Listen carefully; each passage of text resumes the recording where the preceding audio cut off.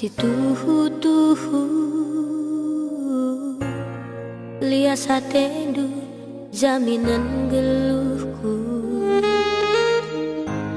Tegundu aku ubas dalindu, oh Yesus, kam terangi bas geluhku. Lah pediandu aku dalam sisada. Salam sejahtera bagi kita semua. Selamat bertemu kembali di channel Maranatha Ministry yang menyajikan firman Tuhan dan sejarah-sejarah penginjilan di seluruh Indonesia. Silakan subscribe, share, bunyikan lonceng dan like agar semua pengajaran-pengajaran firman Tuhan kita boleh dapatkan dari channel Maranatha Ministry. Kesempatan ini kami akan membahas bagaimana sejarah penginjilan di Tanah Karo. Penginjilan di Tanah Karo tidak jauh berbeda dengan daerah-daerah lain di Indonesia. Di Tanah Karo, penginjilan mengalami pasang surut dan berlangsung dengan beberapa tahap atau periode. Berikut ini kami akan utarakan bagaimana proses penginjilan di Tanah Karo. Periode pertama di sekitar tahun 1890 sampai 1893 yang disebut sebagai periode firman Tuhan yang disebarkan di bumi Tanah Karo. Pada tanggal 16 November tahun 1888, anggota parlemen Belanda J.T. Kramer yang kemudian menjabat menteri telah menganjurkan kristenisasi orang Batak Karo. Lalu Kramer bersama Jendeling Kramer dari Jawa Timur mendatangi direksi dari beberapa perusahaan perkebunan yang berhasil diajak agar menyumbangkan dana kepada pihak Netherlands Jendeling Genootschap atau disingkat dengan NZG untuk pelaksanaan penginjilan tersebut. Pada bulan November tahun 1889 ditandatangani suatu perjanjian antara pihak NZG dengan suatu panitia Jendeling Batak Karo di Amsterdam yang mewakili perusahaan. Lalu diutuslah H.C. Cruyff ke Tanah Karo. Pada tanggal 18 April tahun 1890, pendeta H.C. Cruyff bersama Nicholas Ponoto tiba di Belawan dan melanjutkan perjalanan ke Medan. Mereka menginap beberapa malam di Medan untuk mengadakan persiapan seperlunya.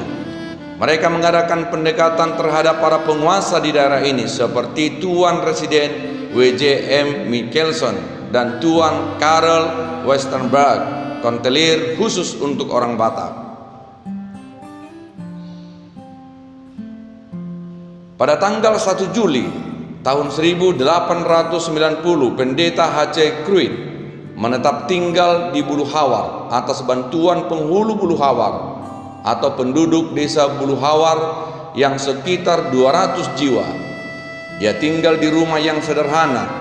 Dia memberikan penyuluhan kepada masyarakat untuk tidak mengisap candu dan tidak bermain judi. Dia juga menjelaskan perbedaan misi Kristen dengan kehadiran kolonial Belanda. Pemerintah Belanda tidak senang dengan penyuluhan yang diberitakan pendeta H.C. Cruyff, tetapi pendeta ini tetap pada pendiriannya. Pada bulan Juli tahun 1892, pendeta H.C. Cruyff secara mendadak meninggalkan pelayanan di Bulu Hawar untuk belajar ilmu kedokteran di Swiss, di daerah perbatasan Prancis, dan akhirnya dia tinggal di Prancis, hidup bersama-sama orang miskin dan melayani orang-orang miskin sampai akhirnya dia juga menjadi miskin, dan pendeta H.C. Cruyff meninggal di Paris. Pendeta H.C. Cruyff digantikan pendeta J.K. Wisngaarden yang dipindahkan dari Sau ke Delhi. Dia tiba di Belawan pada tanggal 3 Desember tahun 1892. Tanggal 21 Desember tahun 1892, pendeta J.K. Wisngaarden menetap tinggal di Bulu Hawar bersama istrinya. istrinya mengundang wanita Karo agar datang ke rumahnya. Dan di rumah dia sudah menyiapkan kampil, yaitu suatu anyaman pandan yang berisi daun sirih, kapur, gambir, pinang, tembakau untuk keperluan makan sirih. Sambil makan sirih mereka mengadakan percakapan-percakapan. Pendeta J.K. Wisngaarden merawat orang sakit, menginjili, memberi pelajaran, dan mengunjungi kampung-kampung sekitarnya. Di Bulu Hawar, istrinya melahirkan seorang anak dan dinamai Cornelius. Mereka juga mengangkat seorang anak bernama Sanga. Periode kedua, di sekitar tahun 1893 sampai 1940 disebut sebagai periode pembaptisan orang Karo.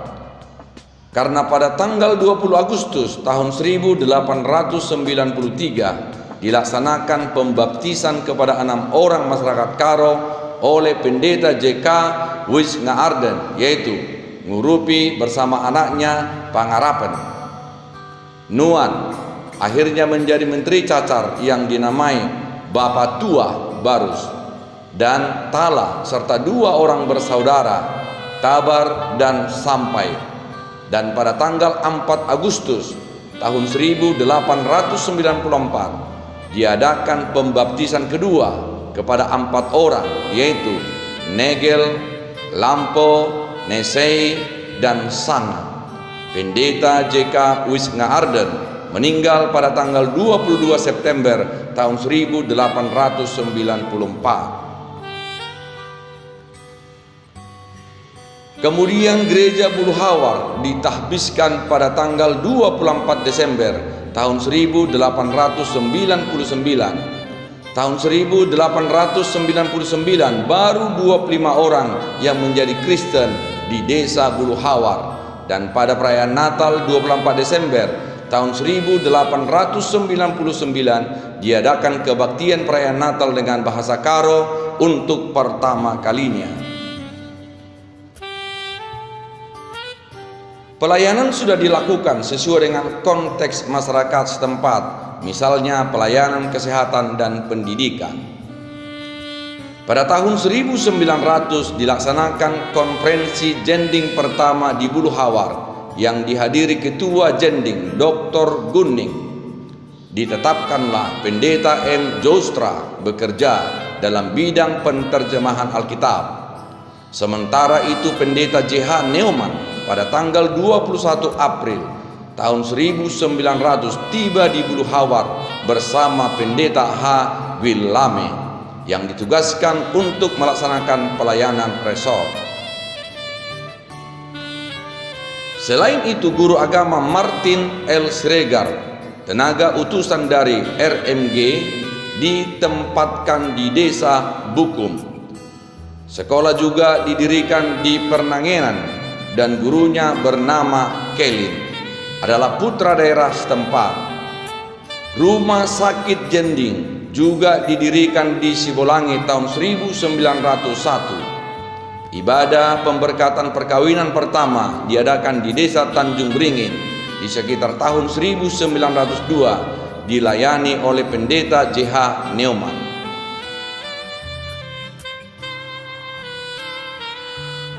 Aturan untuk mengangkat pertua disusun oleh Pendeta J.H. Neumann pada tahun 1906 dan tahun 1907 dia menerbitkan Almanak Jending yang disebut Almanak Batak.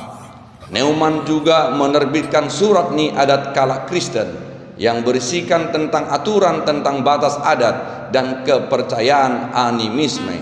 Lalu tugas-tugas penatua yang lebih banyak diatur kepada tugas pengajaran.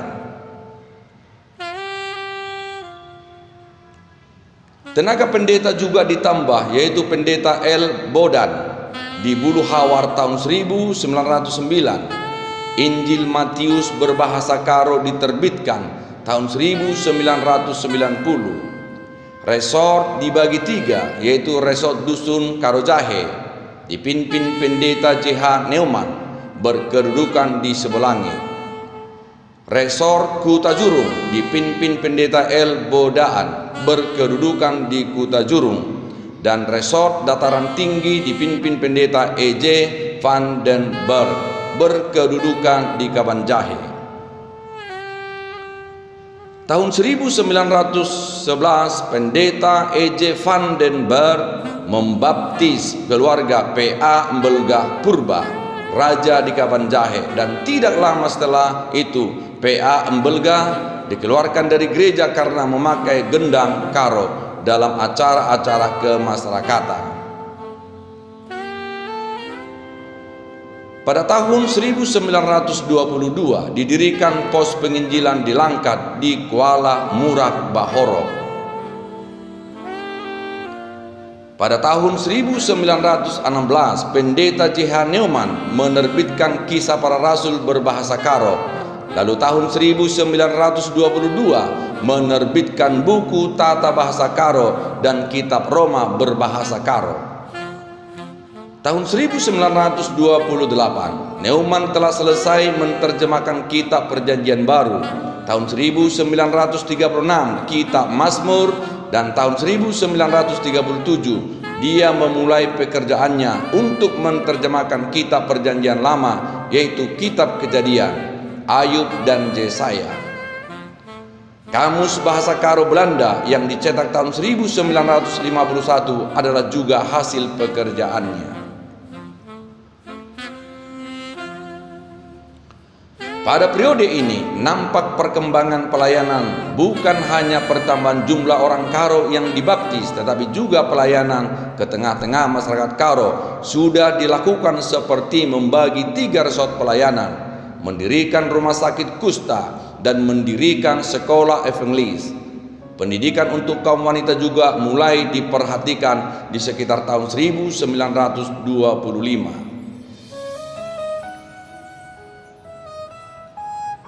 Periode ketiga di sekitar tahun 1940 sampai dengan 1950. Ini disebut sebagai periode kemandirian GBKP, karena pada periode ini kepemimpinan GBKP beralih dari orang Belanda kepada orang Karo.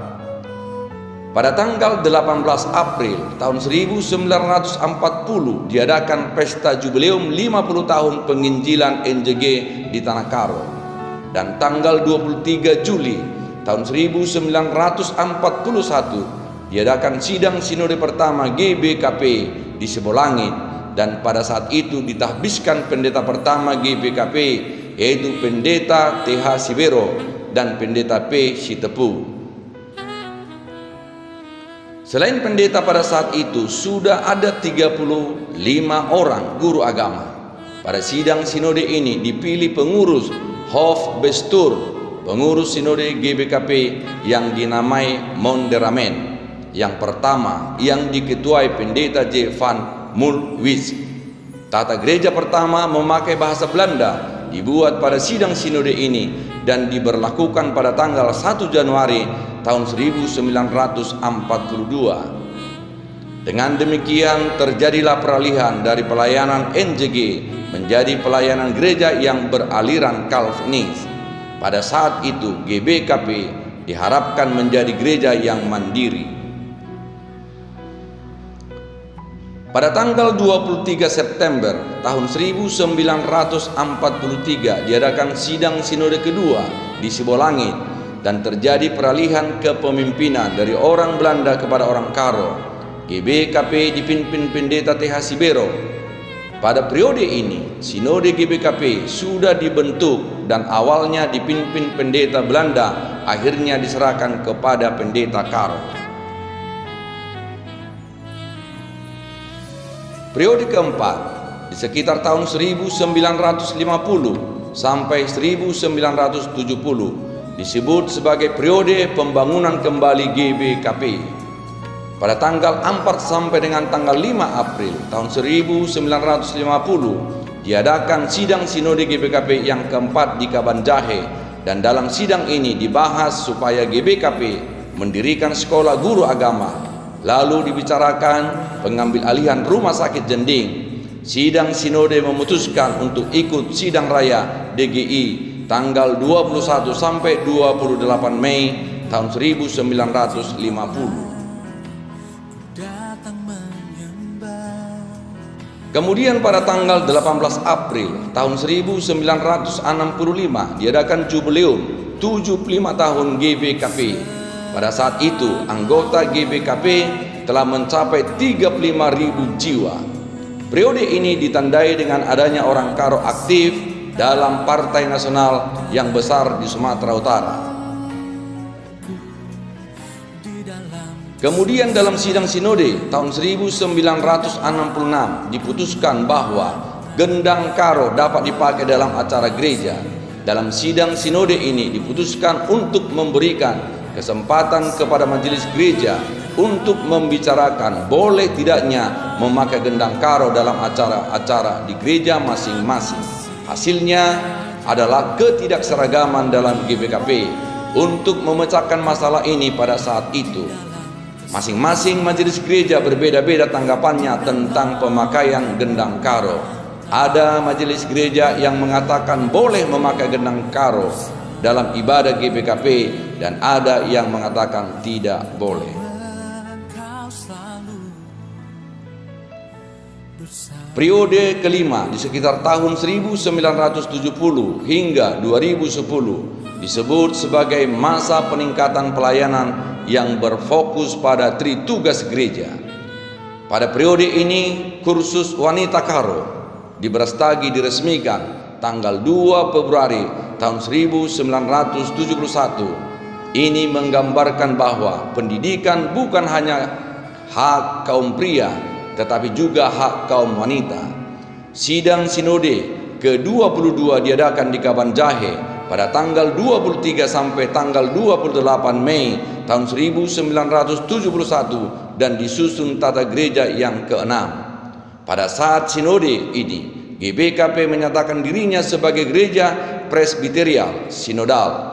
Pada tahun 1971, jemaat GBKP sudah berjumlah 94.085 jiwa.